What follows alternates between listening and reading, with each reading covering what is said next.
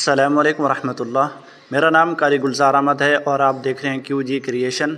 Graphic designing की आज दूसरी वीडियो के साथ हाज़िर हैं और आज की वीडियो का जो टॉपिक है वो बहुत ही अहम है। कलर एडजस्ट करना, कलर मुंतखब करना, कैसे कलर लगाएं और उसके ऊपर कौन सी लिखाई हो, मतलब कैसा कलर हो, इसको एडजस्ट करना बहुत ही ज़रूरी है।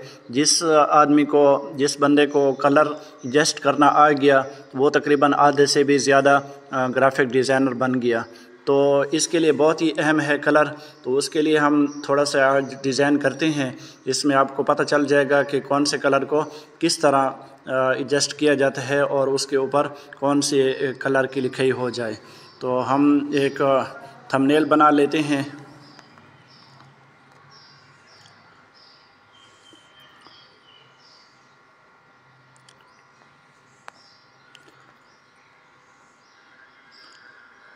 हमेशा जो है बैकग्राउंड का जो कलर है, बैकग्राउंड का वो इतना तेज़ कलर ना रखा जाए, इस तरह का हल्का सा कलर रखा जाए। और इसके ऊपर जो शेप वगैरह लगाते हैं वो तेज़ हों तो उसका कोई मसला नहीं है, बल्कि होनी चाहिए। बैकग्राउंड कलर जो है वो हमेशा इस तरह का कलर रखा जाए, हल्का सा, ठीक है। उसके ऊपर आप शेप वगैरह लगाते हैं तो उसका कलर जो है तेज़ हो और लिखाई का कलर जो है वो भी तेज़ होना चाहिए।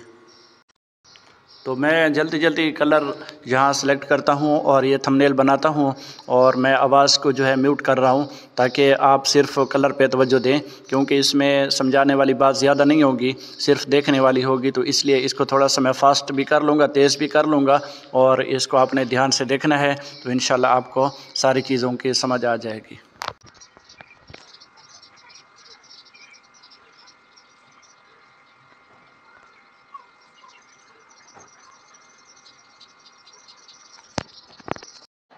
आप देख सकते हैं ये डिज़ाइन जो है मुकम्मल हो चुका है।